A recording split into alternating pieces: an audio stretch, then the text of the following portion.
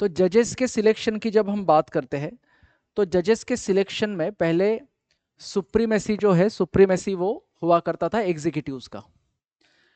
President यहाँ पर जो है उसमें डायरेक्टली इन्वॉल्व हुआ करते थे।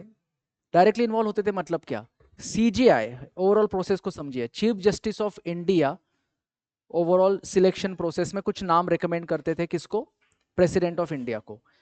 Now president of India valid reasons देकर उन नेम्स को रिजेक्ट कर सकते थे। तो सुप्रीमेसी किसका हो गया जजेस के सिलेक्शन में, एग्जीक्यूटिव्स का सुप्रीमेसी हो गया। नाउ प्रेसिडेंट ऑफ इंडिया ये किसके एडवाइस पर काम करते हैं,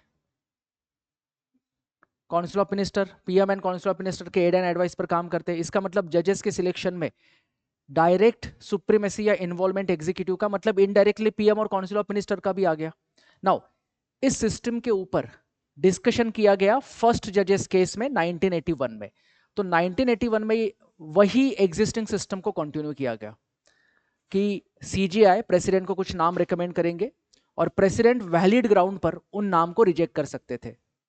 but if there is a supremacy of executive in जजेस सिलेक्शन, डोंट यू थिंक कि यहां पर इंडिपेंडेंस ऑफ जुडिशरी ये कॉम्प्रोमाइज हो जाएगा?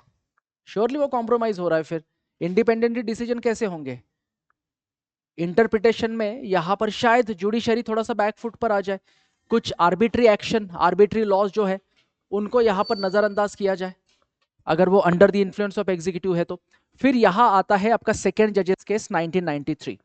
सेकेंड जजेस केस में फिर यहां डिसाइड किया गया, या फिर अदर यहां पर इंट्रोड्यूस किया गया कॉलेजियम को।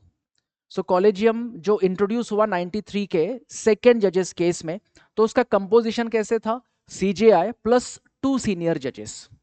तो ये 3 लोगों का ग्रुप था। और जो थर्ड जजेस केस है, थर्ड जजेस केस में इसी कॉलेजियम को एक्सपांड किया गया, तो वो सीजीआई प्लस 4 सीनियर जजेस हो गए। ठीक है, ये थर्ड जजेस केस में हुआ। सेकंड जजेस केस में सीजीआई प्लस 2 सीनियर जजेस, थर्ड जजेस केस में सीजीआई प्लस 4 सीनियर जजेस, ऐसा ये कॉलेजियम एक्सपांड हुआ।